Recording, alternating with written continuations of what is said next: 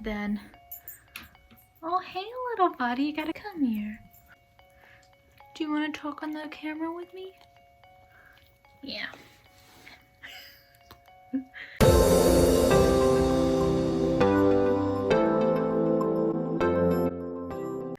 Hey, I'm Rebecca Noelle and welcome back to my YouTube channel. I'm a blogger, Pinterest, Instagram manager, and this is where I share all my knowledge. So I want to talk to you guys today about Instagram strategy. My highest performing blog right now is how to create an Instagram strategy, and then I did a February 2020 content strategy where I talked about Instagram again. Last week I did another blog about Instagram strategy, specifically hashtag testing. So I was like, I have all these things on my blog that people can turn to resources for. Why not do a video on it? Plus, this is my second YouTube video ever. So a lot of people want to know how to create their own Instagram strategy, and I shared 3 or 4 points about how to create your own Instagram strategy and the different strategies that I've tried. Not everyone likes reading blogs. Some people like watching a video instead. 4 points will help you today. Right, so Instagram strategy. What is it? How am I gonna get more people to follow me? How am I gonna grow? All of these questions of how. I'm gonna hopefully break that down for you in this video, and hopefully you can take these strategies and apply it to your own channel. Also, don't forget to hit that subscribe button and give me a like if you like this content. I'll be sure to make more of it, and also just help me guide to see what you guys want to see. So I've got my coffee. Do you have yours? Let's sit down and talk some Instagram strategy. Point number 1, discoverability. You're like, okay, discoverability, I kind of know what that is. What's really the deal with that? So discoverability is essentially in Instagram's algorithm, it's how other people find you. And they're either finding you through hashtags, through you posting, you liking other people's photos, or commenting.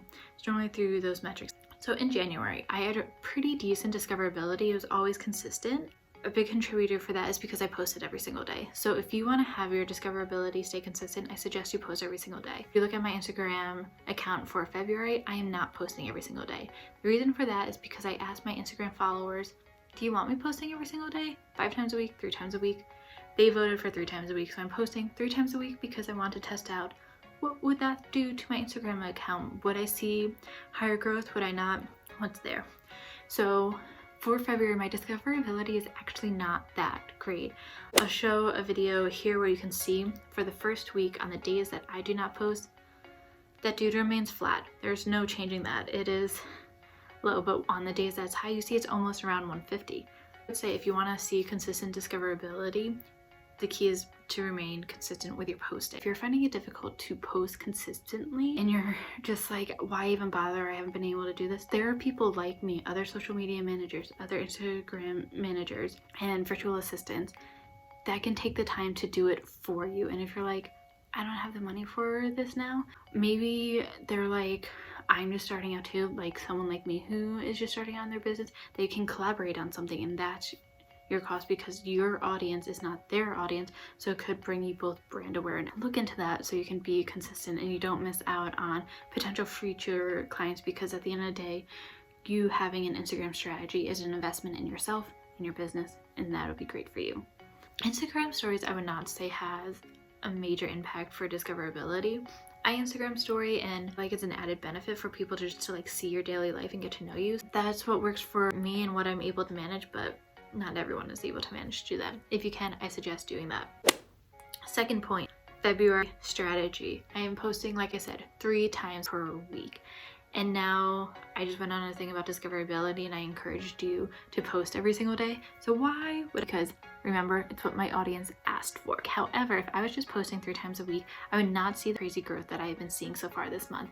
If you see my latest blog post, you will see the growth that I've been seeing in February so far with implementing a hashtag strategy. I'm not just using hashtags in my own personal photos, I'm also using them in the photos of people that I want to discover, who I think will be my potential client, and also the kind of people that I think would like my content. I'm making sure that I am liking the people's photos that I follow and commenting on their photos. And also, don't just comment to comment. Make sure when you're commenting you read what's in the captions, because a new trend for 2020 is how people are going to be doing longer captions. You're not going to see the few words anymore. Maybe on the people with hundreds of thousands, millions people that have followers that high, but for the rest of us, longer captions is where the thing is going to be, because so much about content creation for life moving forward is going to be visual.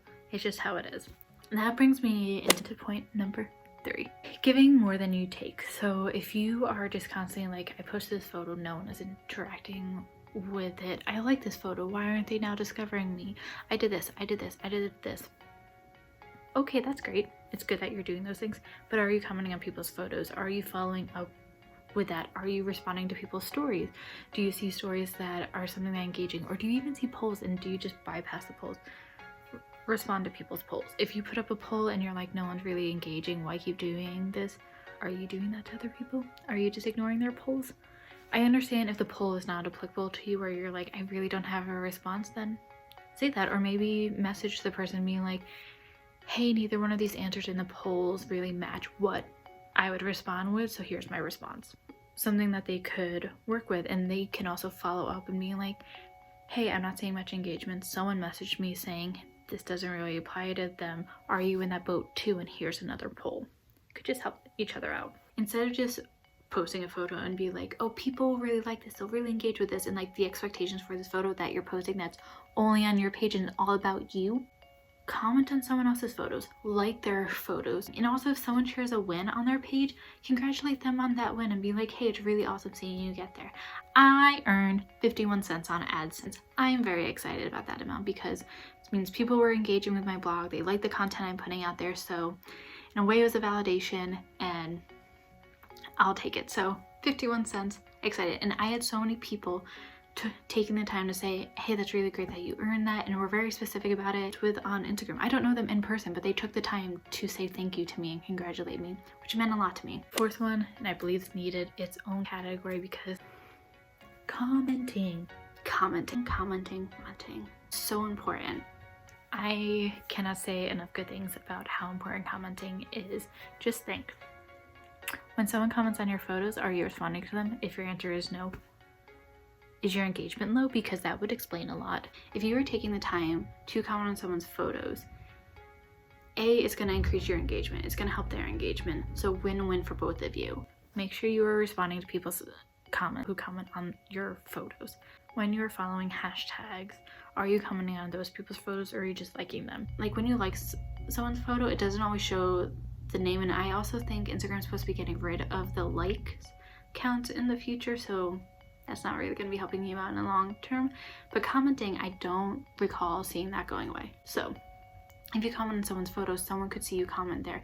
And if you're trying to attract an ideal customer and they've seen you taking the time to comment on someone's photos of something that they enjoy or they appreciate, they'll probably want to check you out more than just liking a photo. Comment on the ones that are applicable. If they have a long caption and you relate to it, let them know that. If the photo you relate to but you don't respond to the caption, that can be kind of tricky, because if in the captions they're saying something very personal and serious, sometimes not commenting there is the better move. I hope I gave you guys enough different shots in this. I tried different angles for this video because I'm so immobile, as you saw. Cast. It's still there. It comes off February 14th. And yeah, so since this should be uploaded on Thursday, it's coming off tomorrow. So if you feel like reaching out to me on Instagram to give me some final encouragement while the saw is to come and cut that off and then we go to a boot, I'd really appreciate that. I'm sure I'll Insta story it and make a photo about it on my Instagram, so don't forget to check me out there, and remember to like and subscribe below, and I'll see you next Thursday. Bye.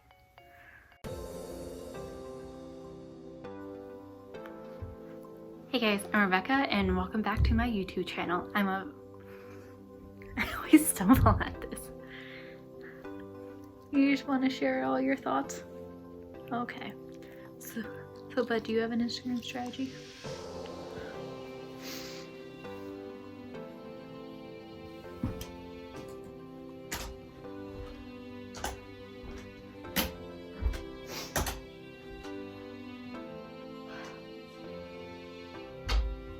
Goodness, it's snowing outside. It wasn't supposed to. Oh, it's so pretty. It's also like, oh, I love this snow. I'm sorry.